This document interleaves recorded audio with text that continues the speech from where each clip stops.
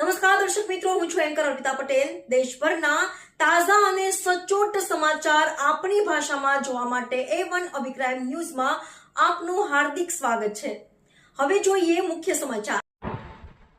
રાજકોટ જિલ્લાના ધોરાજી શહેરમાં ward number 1ના કુંભારવાડાના સુધરાય સદસ્ય દ્વારા નવું ભાજપ કાર્યાલય ખુલ્લું મૂકવામાં આવ્યું, જેનો મુખ્ય હેતુ વોર્ડ નંબર 1ના રહેવાસી ધોરાજી નગરપાલિકાની કોઈ પણ સમસ્યા હોય જેના માટે તેમને ધોરાજી નગરપાલિકા કચેરીમાં જવાનું ન થાય તેવા હેતુસર આ કાર્યાલયને ખુલ્લું મૂકવામાં આવેલ। જે કોઈ રહેવાસીને કોઈ પણ જાતની સમસ્યા હોય તેઓ કાર્યાલય ઉપર આવી રજૂઆત કરે તો તેનો તાત્કાલિક નિકાલ કરવા માટે આ કાર્યાલયને ખુલ્લું મૂકવામાં આવેલ છે।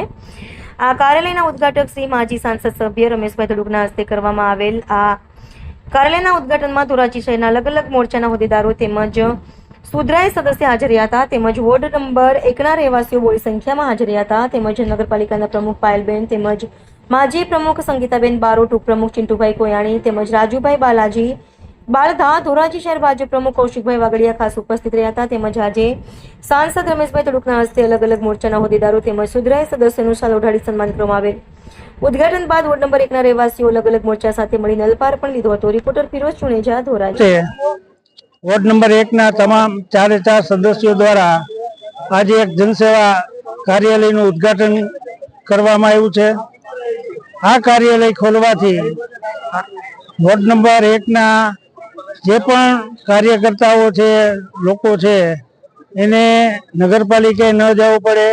એના જે કાંઈ પ્રશ્ન હોય એ સુધરાય સભ્યની ઓફિસે જાય અને એની રજૂઆત કરે, એનું સહેલાઈથી કામ પતી જાય અને નગરપાલિકા લગી એને ન જવું પડે। નગરપાલિકા સિવાયના પણ કોઈ પણ કામકાજ હોય તો એના વોર્ડમાં પતી જાય। તો આ તકે તમામ 4 નગરપાલિકાના સદસ્યોને હું ખૂબ ખૂબ અભિનંદન પાઠવું છું કે આ સરસ મજાનું આ કાર્ય કર્યું છે અને વધારે વધારે લોકોની સેવા થાય, લોકોને અગવડતા ન પડે એવી કાળજી રાખવાનો 100% પ્રયત્ન કરશે એવી મને આશા છે।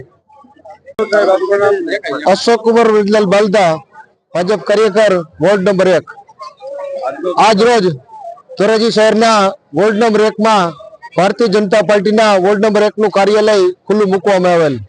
આ કાર્યક્રમ ખુલ્લું મૂકવાનો હેતુ નાના મોટા માણસોનો કોઈ પણ પ્રશ્ન હોય તો એક જ જગ્યાએ પોતાની રજૂઆત કરી શકે અને પોતાનું કામકાજ જે કાંઈ હોય એ કરી શકે, એટલે ખોટી હેરાનગતિ ન થાય અને ધાર્યું પોતાનું કામ કરી શકે। એટલા માટે ધોરાજીના વોર્ડ નંબર 1ના 4 સુધરાય સભ્યો દ્વારા આ એક કાર્યાલય ખુલ્લું મૂકવામાં છે, જે જનહિતના કાર્યાલય તરીકે ઓળખાશે અને પોતાની કોઈ પણ નાની મોટી રજૂઆતો, નાના મોટા પ્રશ્નો હોય એ પ્રશ્નોનું સ્થળ ઉપર જ નિરાકરણ થાય એવા હેતુથી આ કાર્યાલય ખુલ્લું મૂકવામાં આવેલ છે।